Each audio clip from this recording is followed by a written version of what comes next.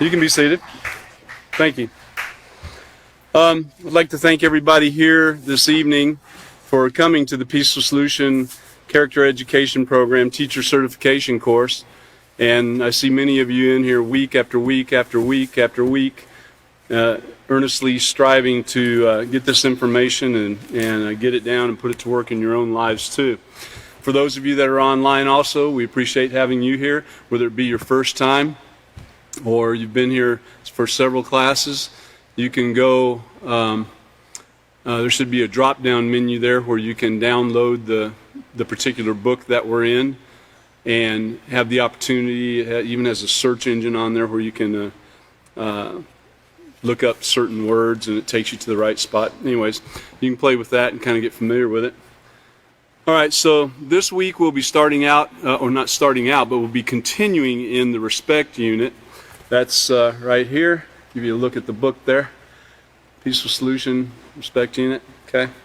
And we just finished up with responding to disrespect, with the chapter Responding to Disrespect. We sometimes call it the bullying chapter. That's kind of got that name. And we went over that last week, went over the review of what I have learned and covered all that, went back, reviewed the entire chapter. This week we're going to be moving on. I said last week, last class, but this class will be moving on to Lesson Plan 6, page A, is Chapter 6, Developing a Respectful Reputation. And we'll be starting out with the note to the teacher and then continuing with the purpose and objective and possibly even continuing on to the introduction. But for sure we'll be starting out there with the note to the teacher, because we are striving to be teachers of the Peaceful Solution, doing everything that we can do to learn and practice these things in our life. And like we mentioned in probably just about every class, practicing is so important. Why do we practice? So that it becomes automatic almost, where we don't have to think that much about it. We're doing the right thing actually takes place kind of automatically with us, you know. We don't have to fight against those thoughts of doing the wrong thing. So more practice, more practice, more practice. When the pressure's on, when the heat is on, what you have learned and what you have been practicing will step in and guide you on doing the right thing to where you're not hurting yourself, hurting others, hurting property or the environment, and actually practicing self-control and the Peaceful Solution in everything that you do. So let's go ahead and get started. Lesson Plan 6, page A, Developing a Respectful Reputation. This is the note to the teacher. It starts out with, many people go through life not realizing that their every action and interaction, get this, establishes a pattern of behavior that determines their reputation. Now, we already know that there's a ripple effect that takes place in our lives and in everybody's lives around us, and people who haven't even been affected yet but might over a period of time, that takes place with our every action, whether positive or negative. There is a ripple effect that just keeps on going. We don't even know where it ends or if it does. But knowing that your reputation is based upon this also. So get that right there. It establishes a pattern of behavior. Your every action and interaction establishes a pattern. So it's that practice again, establishing a pattern in your life of behavior that determines your reputation. And you might hear me mention things twice easily in here because reputation is such an important thing. Your behavior determines that reputation. Like, for instance, well, let me read this next sentence to you. They also fail to realize the integral role that their character and reputation play, check this out, in how they are accepted and treated by others. So your reputation, your pattern of behavior, has a major effect on how you are accepted and treated by others. So if you're a thug and people are treating you badly, You don't need to gripe at them, you need to gripe at yourself, you know. In fact, let's talk about that for just a minute. Think about yourself. How do you treat a thief? If you know somebody's a thief, for sure, no ifs, ands, or buts about it, you know that they're a thief. How do you treat them when you're around them? Now, I mean, you shouldn't be going about, treating them badly or anything, as far as you don't want to go up and hit them in the head or start cussing them out or anything like that. But do you treat them the same way that you would somebody that was like close to you, that you knew was honest and trustworthy? Would you treat them the same way? No. How do you treat someone that you know gossips? Gossips about everything. You hear them talking to you about other people all the time. Well, most people would probably try to stay away from that gossip, knowing that if they're talking about other people, they're probably talking about them to those other people also. Talking about everybody.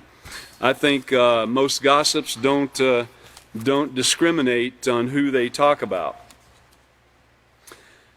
How do you treat a vengeful person, or how do you deal with, maybe that's the wrong word, how do you deal with a vengeful person, someone that you know is very vengeful? Are you looking to be around them all the time, or would you probably be trying to stay, out of their way, so to speak? Same thing with an angry person, someone that was quick to anger. What would you do? Would you be hanging around them like you would somebody who was a peaceful character? Someone who was very peaceful and didn't have that angry, vengeful character that you felt comfortable with and you knew you could trust and accept and everything? Would you treat them the same way? So we have to understand that these things have a major effect on how we are accepted and treated by others, because we do that too. We base how we treat others and accept others upon their reputation. It's sad if somebody is running someone's reputation down and ruining their reputation, and if you don't do a little bit of investigation and you just jump into that and accepting that that person is bad or angry or negative or what have you, if you don't investigate the situation, you might fall into believing a lie about a person too. So you got to be very careful with your own reputation and with the reputation of others. You don't want to be talking about somebody and saying, oh yeah, that guy is very vengeful and everything, when he's not. Maybe something just occurred and you're a little upset at it or something, and you open your mouth and say something about a person that could damage their reputation. That's a very harmful and evil thing. So also, how would you treat somebody that slow pay or no pay? You loan them some money and they don't pay you back when they said they would, or they don't pay you at all? Would you loan them money again? No. They're building that reputation, and that reputation's being built with you, and you're like, nah, I like the guy and everything, he's pretty great, but he just don't pay. Well, you're probably not going to loan him money anymore. That's reputation. Anyway, someone who borrows something and returns it broken or doesn't return it at all, and people soon find out when that takes place over and over again. Sometimes it takes a little bit, and you have to give a person a little room to grow, and hopefully they will snap out of it and learn the peaceful solution and start dealing with things properly. But the interesting thing about this, when people have done something that has an effect on their reputation, they often this realization only comes after they've made choices that label them as having a negative or dishonest character. It usually doesn't occur while they're going along doing this and maybe gossiping about people and not paying no attention. No harm seems to come to them from it right away. But over a period of time, that harm might start showing up. But by then, it's too late. Same thing with the person that doesn't pay their bill. First time out, they're like, yeah, I kept that money. I got by with that one there, you know. And then they do it again and again and again. And pretty soon it starts getting around, and they start showing this pattern of behavior becomes evident to all, and that reputation is formed. And then they realize that, hey, I can't get a loan for this thing I really need. Oh, I wanted to start this business. I can't get a loan. Oh, I want to get a house. I can't get a loan. You know, and it all comes crumbling down on them because now they need something, but they've ruined that opportunity. And it takes a very long time to turn these things around and be known as a person that, one, will pay their bills, or a person that, you know, won't gossip about somebody, that would rather not say anything at all if they can't say something great about a person, or the thief, or the angry person, etc. You know, sometimes things have to occur in their life, drastic things, before it hits home and they realize, man, I need to make a change here. It's usually kind of late by then, but it can be done. So it's usually at this critical time. We're in the second paragraph on Lesson Plan 6, page A in the Respect Unit. It is usually at this crucial time that they begin the process of trying to salvage and repair their damaged reputations. Trying to change the way others see them can often be an uphill battle, marked with humiliation and stress. There would have to be some humiliation, of course, because without the humility and some self-control to go along with it, they're not going to continue working on changing that. They will give up if they don't have that determination, that positive character trait, that they're determined and they've set their mind in advance to continue on and change the way that they are. It doesn't occur overnight, though. However, even more importantly, they will struggle with guilt and self-reproach because of their poor decision-making.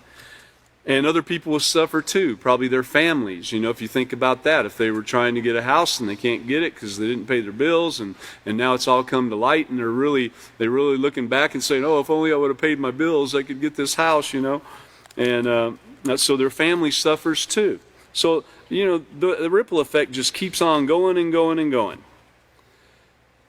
Well, sadly, some do not always recover from these poor choices, and they are choices. And their reputations and lives continue to spiral downward. Now, through this sixth chapter of the Peaceful Solution Character Education Program, you can teach your students about the importance of building a reputation that's positive and admirable from the start. From the very start, they can be working on this. You know, even an elementary school child already has a reputation built up, like with the teachers, for instance. You know, the school year's over, they go on to the next year, and the teachers already know about, oh, that's him. Yeah, I heard about him from last year, you know. And they already have a big dark cloud put over your head before it even gets started.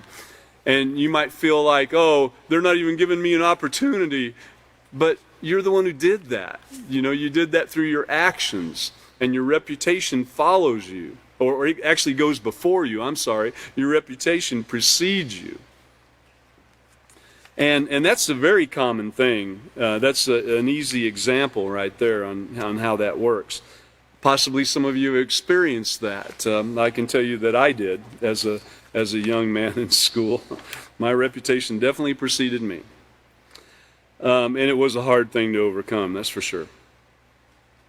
But if you can teach your students the importance of building a reputation that's positive and admirable from the start, and by doing so, you help them to avoid the choices that can damage their character, reputation, and future aspirations.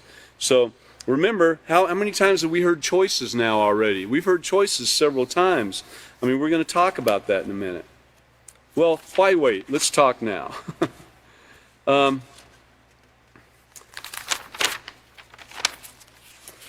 Page 16 in your self-control.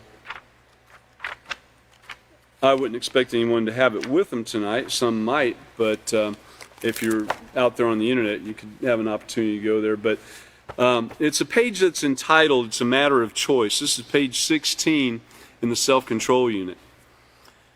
It says it's a matter of choice, and it says the next important step in developing self-control is understanding the role of choices in the way that you think, feel, and act. Think about that for a minute. It is a choice.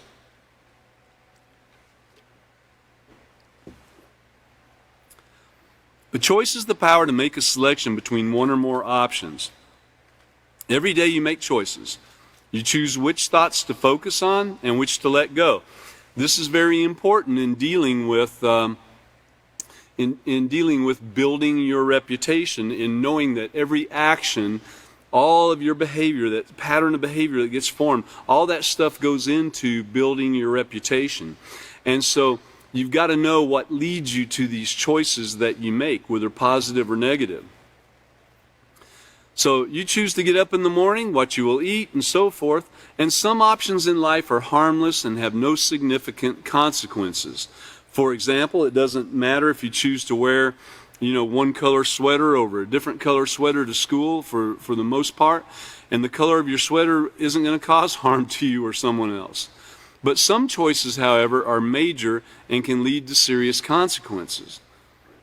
For example, the choice to experiment with drugs can impair your ability to think clearly and logically and can lead to addiction.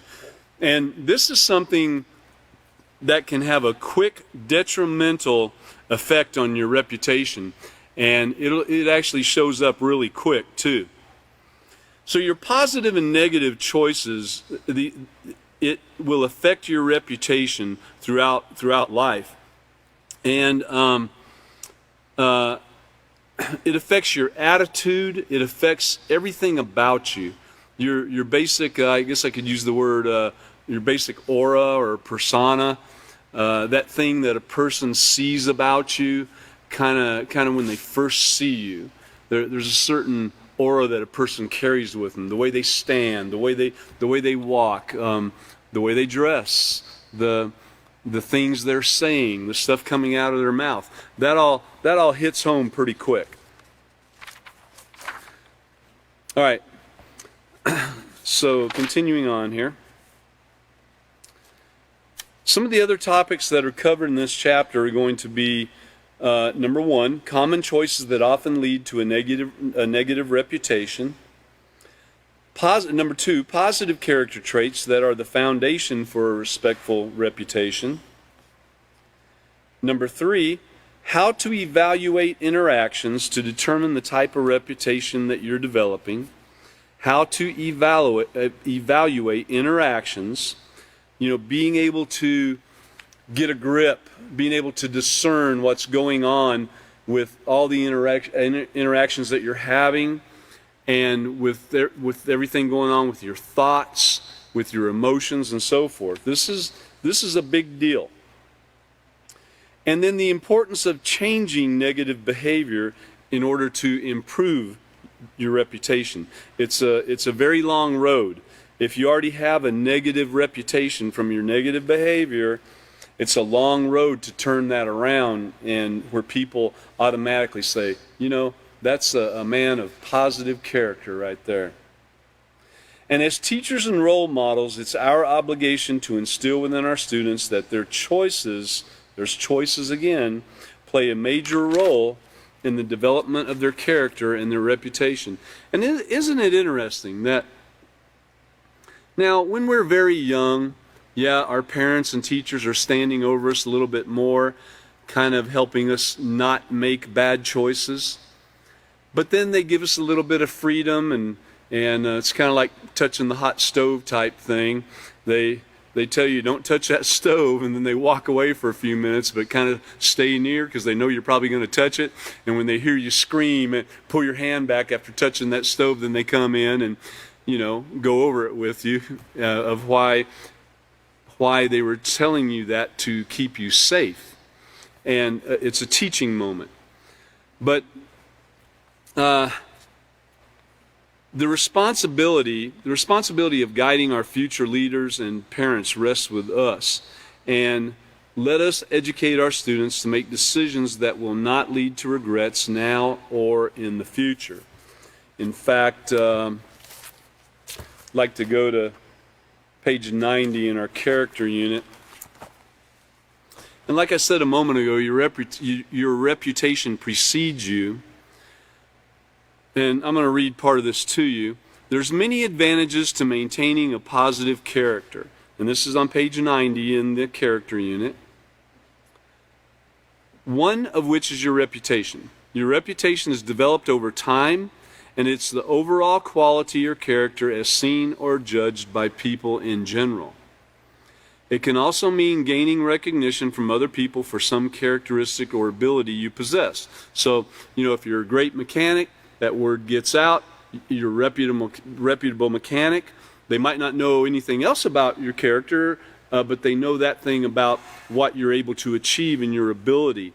And same thing with being, someone who can sing very well. That gets out, or someone who knows how to paint very well, or, you name it. You have a certain ability, and that word gets out there, and so your reputation excels. Or if you do a bad job at some of those things, your reputation will go that way too. But we want to work on having a positive reputation in everything that we do, and especially a positive reputation concerning our character. Well, whether positive or negative. So, you must consistently demonstrate and maintain positive moral character traits in order to develop a great reputation. Once a bad reputation is established, it's difficult to undo what others think of you. You're going to hear that stated over and over again to try to instill within our minds, and so that we as teachers can instill this into our students' minds, that reputation is important. Work on it now. Don't fall into thinking that you can goof off for a while and have a bad reputation and turn it around overnight. It doesn't work that way. And with a bad reputation, you will suffer. And people around you will suffer too. There's no way out of it. You will suffer. You won't be able to do the things that you would like to do, or be part of the groups you want to be part of, and so forth. It takes a long time to change it. All right, so be careful. It's far better to maintain a decent reputation, so be careful and pay attention to the reputation you're building. When negative character traits are demonstrated over a period of time, they become part of that character and reputation. And do you know anyone with a bad reputation? Think about it for a minute. It's a question for you. Let's don't just pass it by. I'm not looking for hands to be raised or anything, but I want you to think about it for just a moment. Really stop and think about it. Don't worry about what's going on around you and everything. Just think, do you know someone with a bad reputation?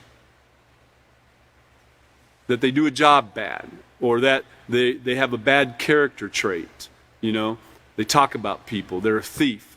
They're vengeful. They're angry. They don't pay their bills. Whatever, They're not honest. They're not trustworthy. Do you know somebody? Okay, most of us do.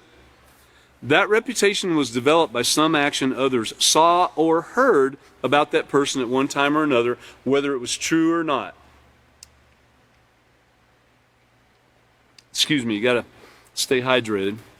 Some of the young men reminded me of that earlier, to stay hydrated because it's hot.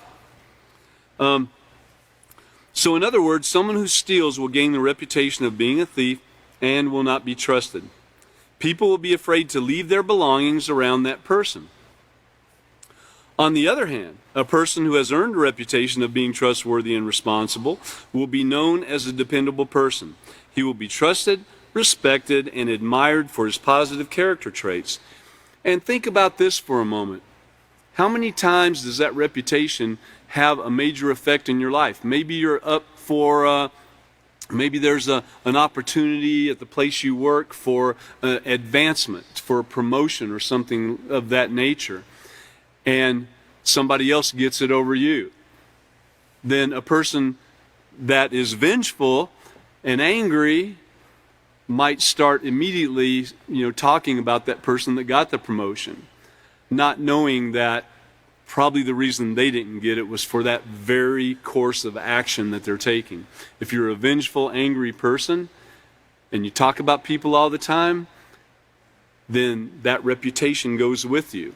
And if you were up for a promotion and someone else got it that doesn't do those things, well, there you go. That was probably the reason you didn't get the promotion. Or you didn't have the ability to do the job. One of the two.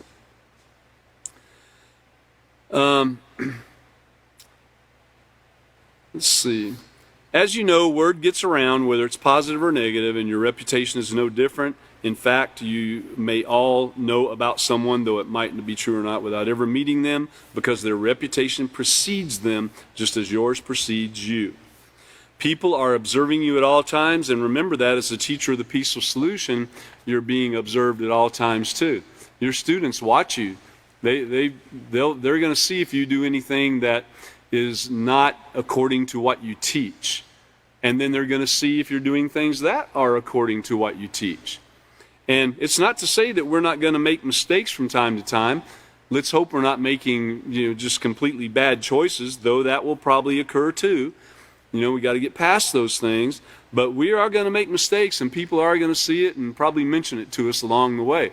So we have to have that humility and be humble enough to accept that correction and deal with whatever's coming our way. The more others observe you, the more they put together a picture of what you're all about. So as you strive to maintain a positive moral character, you will maintain a positive reputation at the same time. And here's a quote from one of the young students of the Peaceful Solution at one time. It says, "Don't judge a book by its cover." He said, "But how else will I know what's in it?" So we see that cover and we can look at it and know if it's something that we want to look into further or not. And it's the same thing with people. We can see that initial thing about them, and we can decide, if we want to go further or not on, looking into and investigating that and seeing if we want them as a friend. All right. So what we're going to do now is we're going to move on over to Lesson Plan 6, page C. Lesson Plan 6, page C. This is the purpose and objective, and this is where the procedures start. One of the things as a teacher of the Peaceful Solution that we want to keep in mind is we do have procedures laid out for our benefit. These are guides to help us keep everything in an organized manner, an organized fashion, where we can build upon one lesson to the next and to the next and to the next. And hopefully at the end of the lesson we've achieved the desired objective, with the student. So we highly encourage you to follow these guides, follow this procedure. It's laid out for you, very simple. It even has the page numbers. It gives a little overview of what that particular lesson is about and gives you some suggestions on what to talk about and some particular questions to ask in hopes of firming up that lesson in the student's mind. So it's for us, the teacher, okay? It's for you. All right, so the purpose and objective. Now, students are going to learn what constitutes a person's reputation. They will be able to examine barriers to the development of a positive reputation and explore ways that these barriers can be overcome, which throughout learning the Peaceful Solution and throughout practicing the Peaceful Solution for all of us as students and teachers, we have been learning ways to overcome these things and these barriers that get thrown in our path. And we also have to remember, like mentioned earlier, you got to leave yourself a little bit of room to grow. You got to be able to forgive yourself and forgive others. You have to be humble. Be willing to take some correction. When a student sees you doing something, they point it out to you, you don't have to harass them.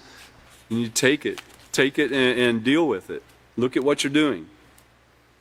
If they're right, of course, and you'll know if they are. It has some suggested materials right there. If you have the ability to, in the classroom situation that you're in, to have a CD player or even some handbooks to hand out if the students don't have their own handbooks. And then we get to the procedure. So we're going to go ahead and start with procedure number 1. It says to review the previous lesson, responding to disrespect by asking the following questions. Now, we did quite a thorough review last time with going through what I've learned, and that gives you some set points to kind of highlight and go focus on and get back into the student's mind. And now we're just going to ask a few questions before we get started in this next chapter here. So, question A. How does self-control help us respond appropriately to disrespect? How does self-control help us respond appropriately to disrespect? And remember, self-control, I'll go ahead and pull the sign out again for you today. Self-control, you know, we have our little STOP acronym that we keep in mind here all the time. This will be burnt into your brain over a period of time, I think. But we want to stop and we want to think and consider our options with the information that we've learned from the peaceful solution. We want to consider what is the right way, and we want to consider not to go the wrong way, and we want to proceed with that right choice. That's an important thing. And that's, you know, you have to have that in everything. Every time we're making a choice, you're using self-control. Whether you stop and physically go through the process in your mind, step by step, thinking about it. You know, hopefully on a lot of it now it's becoming a little more automatic to where, yeah, you stop and it's already going through your mind of which right thing to do, which is the right way to go here, you know. And it just occurs kind of automatically in a lot of areas. Hopefully we've gotten to that point in some areas. So how does self-control help us respond appropriately to disrespect? Okay, well, think about your answer. Go ahead and think about it. You don't have to say it, but go ahead and think about what your answer would be. I know that if you've got a teacher's manual, we have a suggested answer in there of some of the things we might hear and so forth. But let's turn back to page 119 in our handbooks here. 119. And this is preparation requires self-control. Okay? So the question was, how does self-control help us respond appropriately when disrespect we're hit with it? Well, here it is. Self-control is the ability to control what you think, feel, and do. Control your actions, control your emotions, control your thoughts. The foundation of self-control rests upon moral principles. You must, notice it says must, you must control your thoughts, feelings, and actions in order to be a moral person who demonstrates concern for yourself, others, and the environment. Self-control plays an important part in learning how to respond to negative, disrespectful behavior. When you consistently use self-control, remember that practicing it where it becomes like the muscle memory, you know. When you consistently use self-control, you can avoid acting impulsively and avoid the trap of disrespect. Right. It occurs more automatic, and you're not so impulsive in your immediate, just knee-jerk thing. A lack of self-control is the cause of much of the disrespectful behavior that exists today. And if you respond to disrespect without self-control, it will be like fighting fire with fire, and the fire will never go out. It'll only get worse. The first step in practicing self-control is to become aware of your thoughts, because your thoughts affect your feelings and your feelings lead to actions. That's right, your thoughts are going to work in your head and then the feelings start moving. You know, you start getting a little more excited about it, and you might notice your face getting red if you're getting a little angry and all these things. So it's the thoughts. So we want to go back to having cool thoughts and so forth before. Practice self-control. Turn it around. For example, if you think sad thoughts, you might feel depressed and miserable. You might mope or cry. Conversely, if you have cheerful thoughts, you tend to feel joyful and smile or laugh. Your thoughts and emotions strongly influence the way you behave. Remember, I mentioned in the last class, one of the things they do in sales training is to remind you that before you pick up the phone and call a customer, for whatever the reason, and they also train the customer service phone rooms, they train the people to do this too. Before you pick up that phone, smile. Smile before you dial. Smile before you answer. You know, because a smile tends to get you in a little bit better thought pattern and mood, so that you don't automatically just jump out there and start screaming at them, you know. In return, they might be screaming at you. So remember that. Your thoughts and emotions strongly influence the way you behave. And this is why it's important to recognize when your thoughts are negative. Without self-control, negative thoughts can lead to negative feelings, which in turn can lead to negative behavior. When someone has disrespected us, it's normal to have thoughts that question that person's behavior. Who does she think she is? She has no right to talk to me or treat me like this. Well, that crazy, and you could take it from there, but however, it's up to you to control your thoughts so they don't become negative and revengeful. That's when things start going sour, is when you start having those thoughts. That's when you might have to have that STOP acronym pop up in your head and stop and think about what you're doing. What's going on here? But if you start having thoughts like, just wait, I'll get even, or how would she like it if I treated her that way? Then that could lead to angry, hostile feelings, which then will result in verbal or physical abuse or something taking place a lot of times. So another important aspect of self-control is being able to weigh your choices in order to make the best decision to solve the problem. And we're talking a lot about choices. We're going to be talking a lot about choices in this reputation chapter here. So keep that in mind. And that's on, we started on page 119. That's on page 20. And that deals with how does self-control help us to respond appropriately to disrespect. So it's great to be able to go back to our previous lessons and previous classes to point out things that have been covered along the way and then reiterate it in the student's mind. Okay, B. Why should you avoid confronting a stranger who has disrespected you? Well, think about that for a minute. Why should you? Why should you avoid confronting a stranger who has disrespected you? Well, we talked about it in I think all the teachers that taught during that last section of bullying or responding to disrespect mentioned that at some point in time or another, in that you wouldn't just want to jump out there and start thinking you could talk to somebody that's fired up about something they think you did or said or what have you, when you don't even know the person. You don't know what kind of attitude this person has other than what they're currently showing. You don't know if they're carry a gun and they're fixing to pull out a gun and shoot you, or you don't know anything about them. So it's probably best, until you know a little bit more, to back off and find another way to deal with the situation. So it has some suggested answers there, and some of these might vary, but it's best to avoid confronting a stranger because you have no knowledge of that individual's character or temperament. And that's basically what I just said. And I think that would be one of the biggest things on why not to confront a stranger right there. That would be overwhelming. All right, so let's move on down to the procedure number 2. Procedure number 2 is inform students that in this lesson you will learn about the importance of developing a respectful reputation. You will also learn that choices, there it is again, and remember page 16 of your self-control unit, page 16 of self-control really delves into the choice thing quite well. So they will also learn that choices regarding the way they behave and treat others can affect their reputations in a positive or negative way.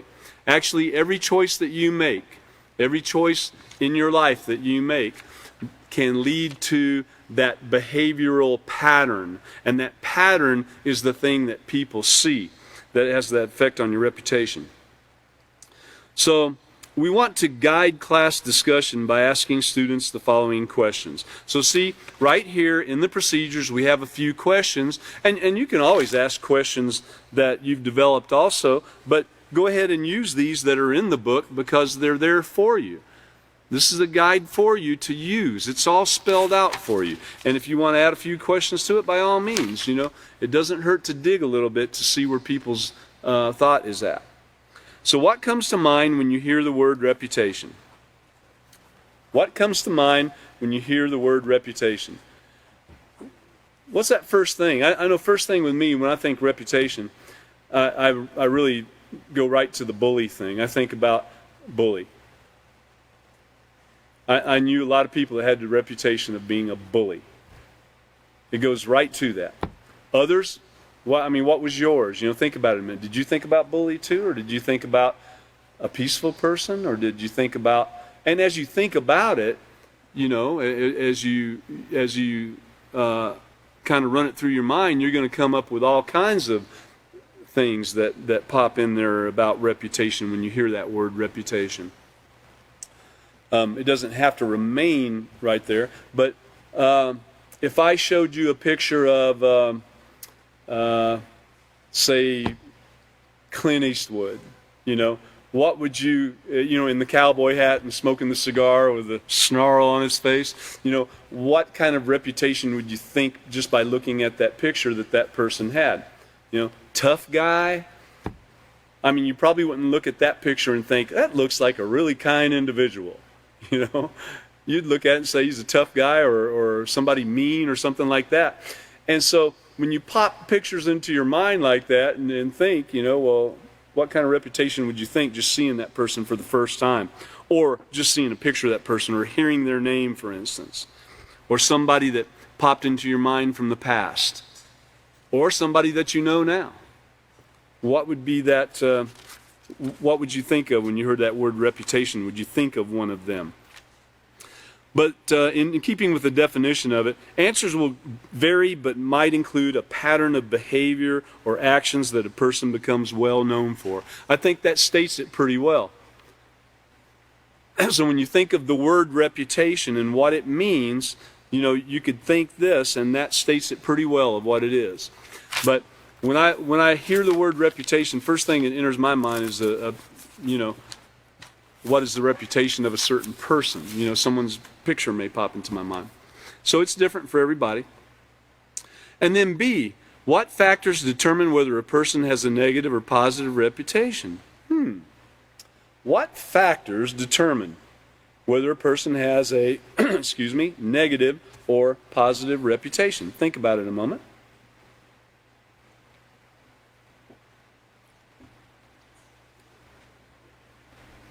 Okay? So, in our answers there, if they're trustworthy, kind, respectful, violent, or aggressive, these are the factors that determine whether a person has that negative or positive reputation.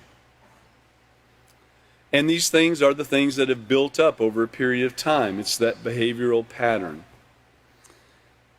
All right, let's go ahead and go to procedure number 3 in the book. It says to instruct students to turn to page 147 and 148 in your handbooks and read the introduction and the section, Your Reputation Precedes You. Okay? And we've already read one, Your Reputation Precedes You, in one of the other books, but let's go ahead and turn to page 147.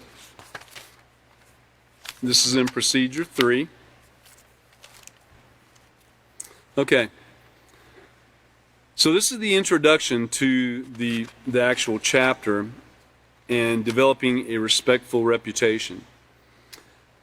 Now there's a quote at the very top of the page, and this is page 147, that says, developing a positive reputation as a person who is respectful of self and others should be one of the most important goals in your life.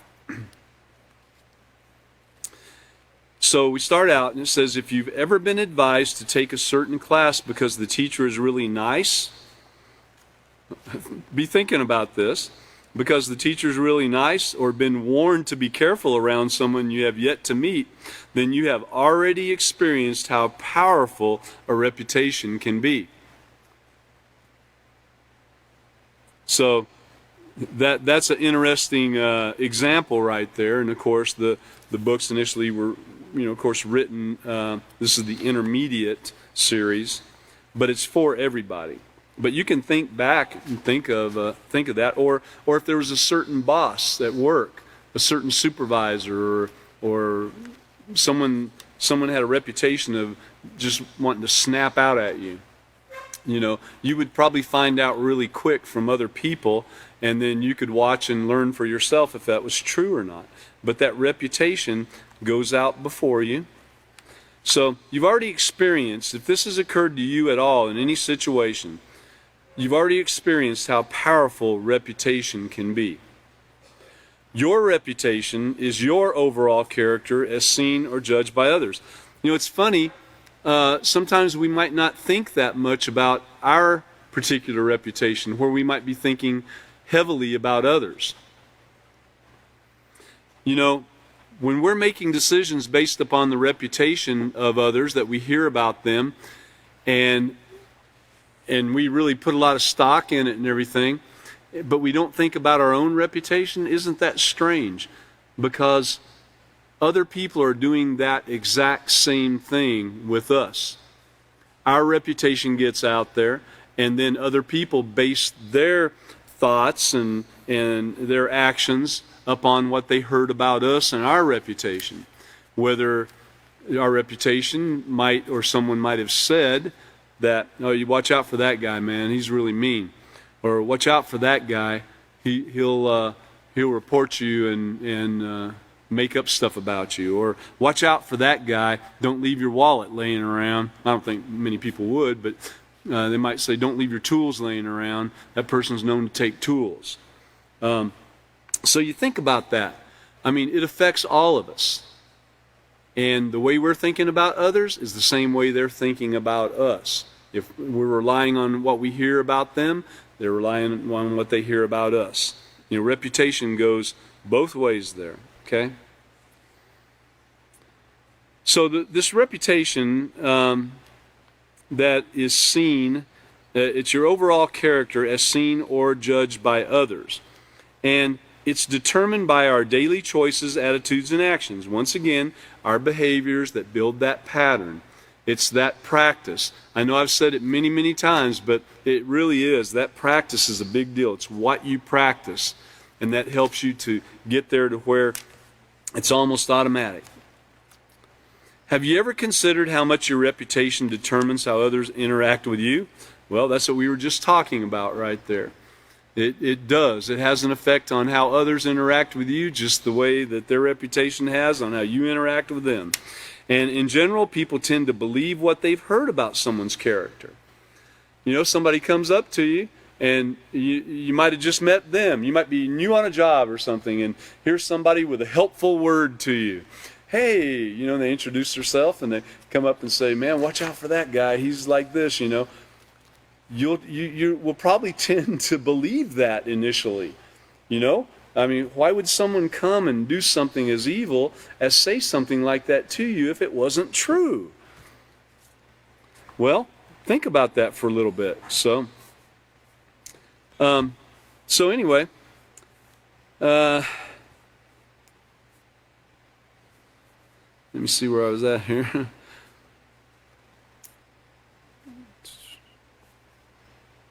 All right, so have you ever considered how much your reputation determines how others interact with you? And in general, people tend to believe what they've heard about someone's character. They then interact with that individual based upon what they've heard. For example, if someone has a reputation of being a thief, even people he has never stolen from will be concerned about their belongings when he's around. On the other hand, someone who has a reputation of being honest will find that in many situations others will automatically trust and believe in him. Now, think of how strong that is. If somebody said you were a thief and you're not, and someone said you were a thief to somebody else, and that person, every time they got around you, they had in their mind what that person said about you, that they're a thief. Think back to a time when someone has said something to you, someone you trust, for instance, said something to you about an individual. And think about every time you saw that individual after that. Did that pop into your mind? I know it did for me. I've had someone tell me something about somebody before, and every time I saw that person, that would pop into my mind. Did it have an effect on how I interacted and reacted and dealt with this person? Probably.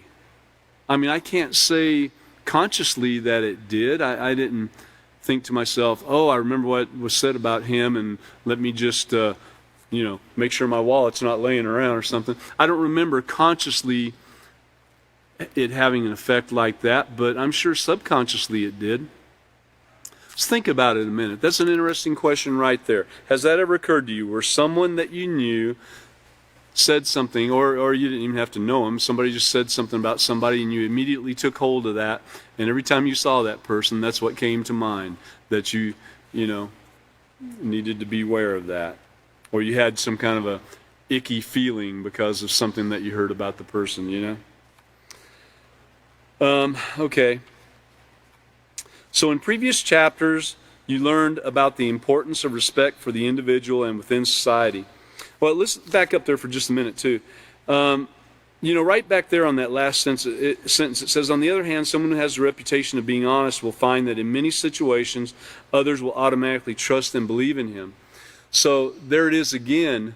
Because of something you heard from somebody, did you automatically trust that person? Or did you have a great feeling when you saw that person? You'd see that person and think, oh, that's a peaceful person, someone I can trust and everything. You didn't have any kind of bad thought at all come into your mind about that person. So see, man, this can be such a heavy thing. It can be something that really takes control of someone's mind. If somebody wanted to play some psychological tricks on somebody, that would be the way to do it right there. I did work for a man one time that would start rumors about somebody. When he felt something coming his way, he was, I would say, an officer in an automobile dealership, and he was kind of rough and hard to deal with sometimes. And when he knew that he was fixing to be checked on something, by the board or one of the other officers, the CEO or something, he knew he was going to be checked. He would start a rumor about somebody else, a big enough rumor that would require that the attention was given to that rumor instead of the attention given to him, taking the heat off his back. Do you follow me? So he learned how to play this psychological game on saying things about other people to get the heat off him, or to push forth an agenda that he had. And he did it all the time. I mean, all the time.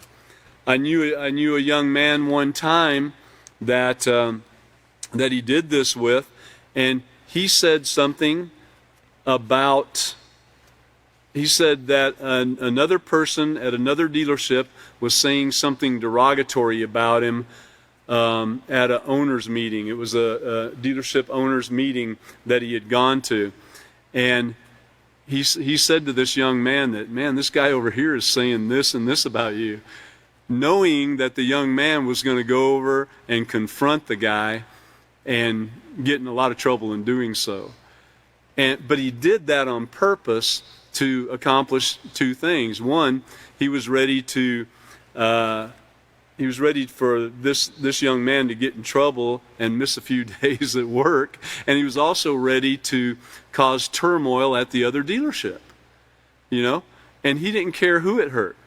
It was accomplishing his goal. So he was very skilled in psychology and being able to do these things. And he kept his story straight too, so he knew how to deal with it. And I saw him do it over and over again.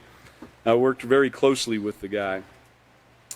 But anyway, in these previous chapters, you learned about the importance of respect for the individual and within society. You also learned that there are appropriate ways that you can respond to the disrespectful behavior of others. And in this chapter, you will learn that by consistently demonstrating respect towards yourself and others, you can develop a positive, respectful reputation. And earning the reputation of being a respectful person is no accident. It takes diligence, effort, and positive character traits such as self-control and responsibility. And by diligently developing your reputation, you can open the doors to success even before you knock. Now, a lot of people go through life never even thinking once about their reputation. All they know is that things just keep going wrong for them. They can't get anything done. They seem to have this take place and that take place. And they're always, if something bad can occur to them, it's going to occur. It's like they got that black cloud over their head. And they really never once gave it a thought that because of their reputation, people avoid them or will not trust them, or, you carry it further, they never even thought twice about it. They didn't ever think that their reputation was important, and so they just went on their wild routine of doing what they do. There are people like that all over the world today in this time. Then there's others that never thought about their reputation much or never cared much about it. They were young and invincible, and maybe didn't start thinking about their reputation much until they got a little bit older and started seeing some of the harm that had come in their life because of their actions, and knowing that their reputation had something to do with it. And reputation goes deep. It's like we mentioned a moment ago, somebody that wants a loan for a house and can't get a loan. Well, their reputation on how they pay their bills is like written in stone. It's called a credit bureau. The mortgage company or loan company calls the credit bureau, or just goes online nowadays. Car business, you want to get a car, same thing, get a car loan. They go to the credit bureau, and in a lot of things, and they go immediately there and they look at it, and up comes a big old fat score. Well, it's going to be low, or it's going to be high, or somewhere in between. And there's a lot of factors that apply. Years and years ago, when all that stuff was done by hand, every town would have a credit bureau, or every town of some size would have a credit bureau, and all it was a single individual with maybe a secretary, and they had card files on like everybody in town that had a loan, and they had gone around and gotten the businesses and banks and everything to give them the information, and they kept a record on it, and then those banks or stores or loan companies would then call that individual and get the information on the person. And it was all about and only how they paid their bill. And that's all it had to do with. Did you pay your bill on time, or did you not pay it on time? That was the qualifying factor. Didn't have much information about job, or if you paid your child support, or any of that stuff, or if you got a vaccine, or any of the social stuff that takes place nowadays. It didn't have any of that information. It was based only on that. Well, now you have to work on a lot of things for your credit, and I'm saying this because this is a portion, a part of your reputation that's dealt with by or that most people deal with in their life at some point in time of credit. And so now a portion of it is based on how you pay your bill, which would seem like the most important thing. And then another portion that's almost equal is how much credit you're currently using. And then another one would be how much credit you have of different types. Do you have a credit card here? Do you have a loan at the bank here? Do you have a mortgage? Do you have a car loan? Et cetera, et cetera. And that goes into another percentage of it. And then it even goes into how many inquiries that you've had into your credit. Like if you're trying to get credit, boom, it goes on your record. And when it gets above 2 or 3, that's considered bad for you, So all these things come into play now. And there's so much more too now that can be negative on your credit. Is if you pay your child support, if you've had a bunch of tickets, even if you go to get insurance on your car, you're going to find that your reputation precedes you, because they're going to know these things too. They're going to look at your credit score. They're going to look at your past driving history and your past claim history, and all these things add up to whether your payment is going to be $500 for the year or $2,000 for the year. Keep that in mind. Your reputation really does matter in everything in life. And we want to have a positive moral character. We want that reputation in our life. And if we're doing that, then all the rest of the stuff is going to fall in place, okay? It might take it a lot of time, and by the time we realize it and start practicing the peaceful solution in our life, we might be getting kind of old, but you know what? It's never too late to change, and even though it does take time, it can change. You can even change that credit bureau in about 5 or 7 years, something like that. You can even change all that stuff for the most part in about 10 years or so. Sounds like a long time, don't it? Wouldn't it be better just to keep our reputations solid? All right, well, thank you for coming tonight, and thank you for being here online also. And the next class is going to be on the 30th at 5:30 p.m., and I believe the teacher is going to be Chris. So we all look forward to that, and we welcome everyone back. Thank you.